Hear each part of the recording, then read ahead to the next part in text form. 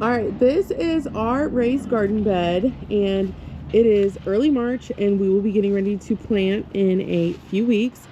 It is still freezing here in South Carolina. It's actually going to freeze tonight, but we are going to do something that will hopefully set us up to have a great garden this year.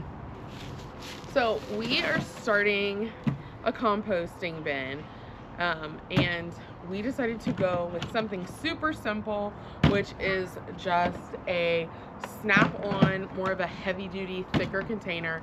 Found it at Walmart. I'm talking about doing composting, but we haven't done it yet, so we wanted to actually see if this was gonna stick. So first thing you're going to do with your container, if you're buying one like this, is you need to make sure that you have some holes drilled in the top. Not too many. You don't want too many, but you do need some. So now this may need some more holes. I'm just gonna go ahead and see though.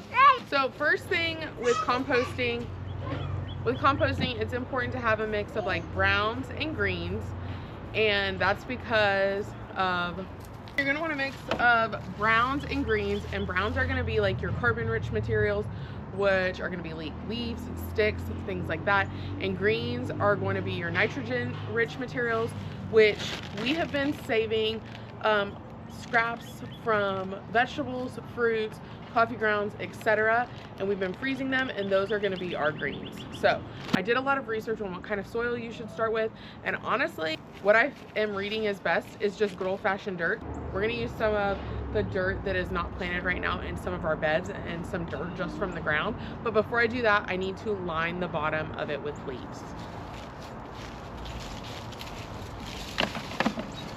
And I've got sticks, and sticks are okay too, but I'm just gonna set the sticks to the side for now because I really just want leaves in the bottom. As you can see, good base of leaves here at the bottom. Wow. Next, we're gonna go for soil or dirt. Some dirt from one of our beds. Honestly, not a lot. So I've just barely covered the leaves. And then I'm gonna take some of our greens or our nitrogen-rich materials. This is eggshells, orange peels, avocado shells, banana peels. I'm gonna sprinkle those in here. And one of the things I did see is that you do not want to let produce stickers go in there. So I just caught that. And I'm going to take that off. And then in here I've got more coffee grounds, onion peels, tomato skin, things like that. You can use the paper from your coffee grounds as long as it's like actual paper. And I'm just gonna put all of that in there. You are gonna wanna add some water to your compost. I'm gonna add a little bit more dirt on top of this. You wanna keep it moist, but not saturated. When you can no longer see the items, then you are ready to use your compost. I am actually gonna add a little bit of water in this. I've got about 6 ounces of water here. I probably used about 4. And I'm just gonna mix things up.